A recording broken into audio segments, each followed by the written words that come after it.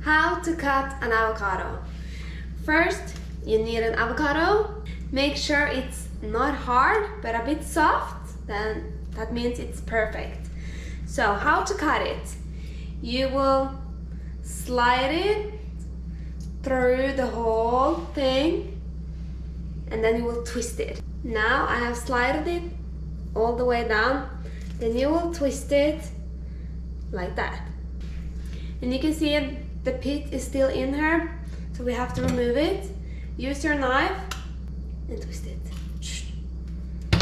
And there you go. And it would be wise to keep this if you are making like guacamole.